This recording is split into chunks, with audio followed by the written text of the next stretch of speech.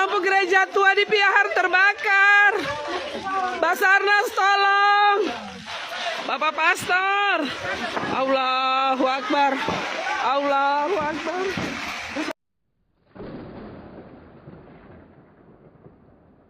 Bismillahirrahmanirrahim. Apa kabar Qofizan semuanya? Semoga kita selalu dalam lindungan Allah Subhanahu wa taala. Qofizan semuanya, kita sudah menyaksikan video yang sangat luar biasa aneh, yaitu ketika ada gereja kebakaran, justru jemaatnya teriak Allahu Akbar. Allahu Akbar. Ini adalah hal yang sangat luar biasa. Ketika Allah Subhanahu wa taala menjelaskan di dalam Quran bahwa sebetulnya orang-orang kafir itu kalau diberikan cobaan, diberikan ujian oleh Allah Subhanahu wa taala, mereka langsung ingatnya kepada Allah.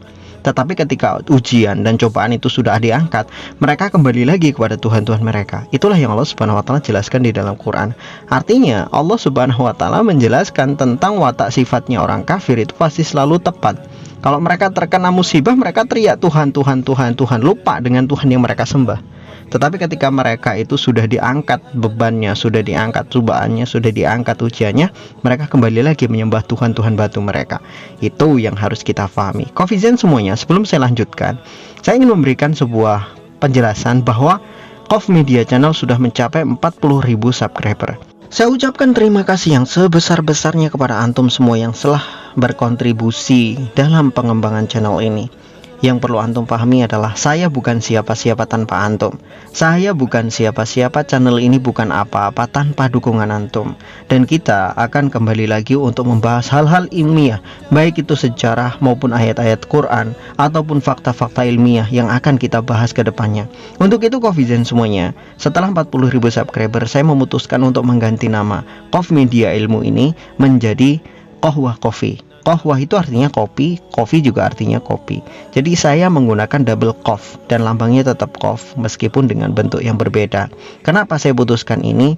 Jadi setelah saya pikirkan begitu panjang dengan perenungan yang cukup dalam, saya memutuskan kata Qohwah Coffee sebagai nama channel.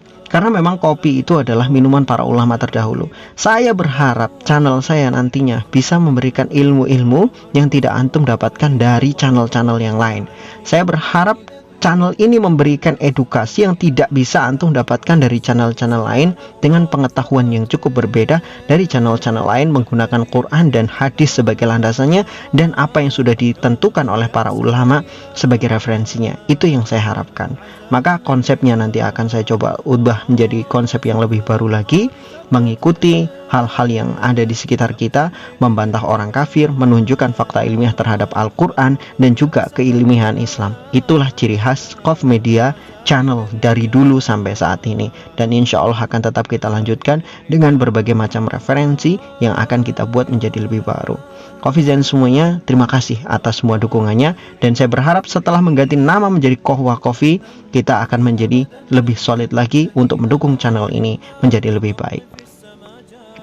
Qofizan semuanya, jadi apa yang Allah Subhanahu wa taala sampaikan di dalam Al-Quran tentang orang-orang kafir, kalau mereka mendapatkan ujian, mereka ingat dengan Allah, mereka langsung ingat dengan Tuhan. Tetapi ketika mereka sudah diangkat ujian itu oleh Allah Subhanahu wa taala, mereka kembali menyembah Tuhan-Tuhan batu mereka, menyembah Tuhan-Tuhan yang tidak bisa mendengar, Tuhan-Tuhan tuli mereka.